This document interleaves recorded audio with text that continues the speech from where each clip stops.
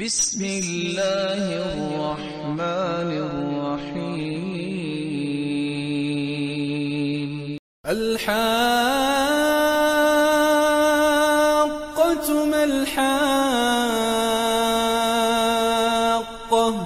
وما أدراك ما الحاقة كذبت ثمود وعاد بالقارعة فأما ثمود فأهلكوا بالطاغية وأما عاد فأهلكوا بريح صرصر عاتية سخرها عليهم 7 ليال و8 أيام حسوما فترى القوم فيها صرعى كأنهم أعجاز نخل خاوية فهل ترى لهم من باقية وجاء فرعون ومن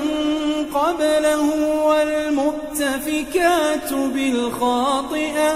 فعصوا رسول ربهم فأخذهم أخذة رابية إنا لما طغى الماء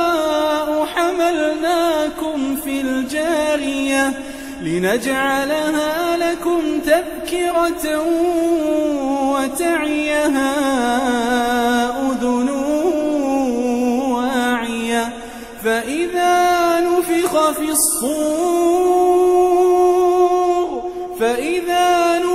في الصور نفخة واحدة وحملت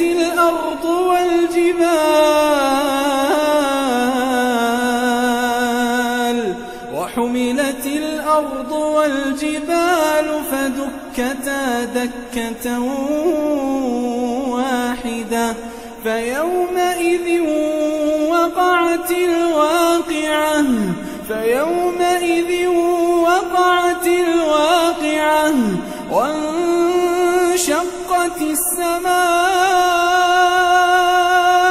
وانشقت السماء فهي يومئذ واهية والملك على أرجائها ويحمل عرش ربك فوقهم يومئذ 8 يومئذ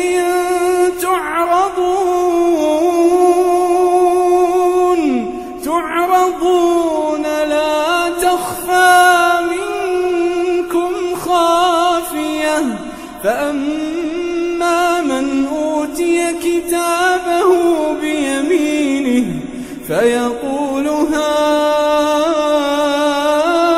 اقرءوا كتابيه إني ظننت أني ملاق حسابيه فهو في عيشة راضية في جنة عالية قطوفها دانية كلوا واشربوا هنيئا بما أسلفتم في الأيام الخالية وأما من أوتي كتابه بشماله فيقول يا ليتني لم أوت كتابيه ولم أدر ما حسابيه يا ليتها كانت القاضية ما أغنى عني ماليه هلك عني سلطانيه خذوه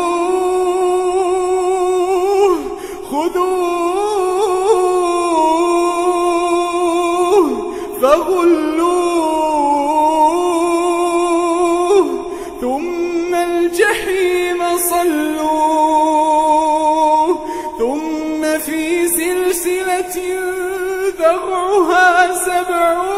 ذراعا فاسلكوه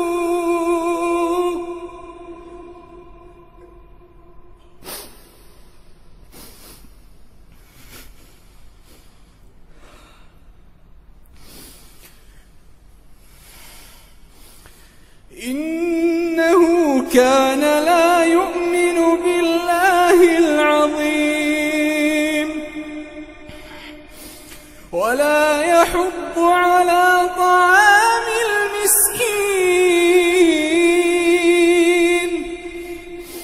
فليس له اليوم هاهنا حميم ولا طعام إلا من غسلين لا يأكله إلا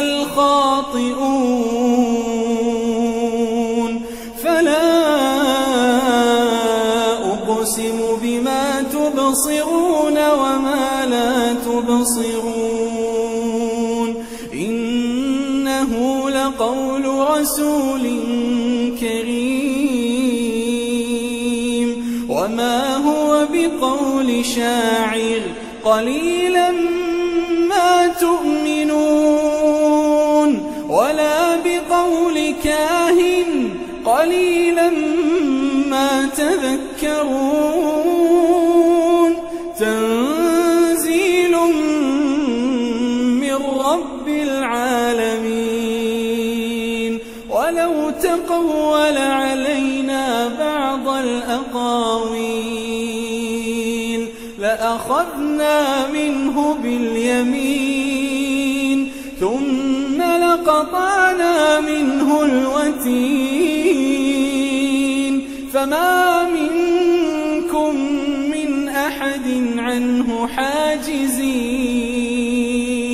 وإنه لتذكرة للمتقين وإنا لنعلم أن منكم مكذبين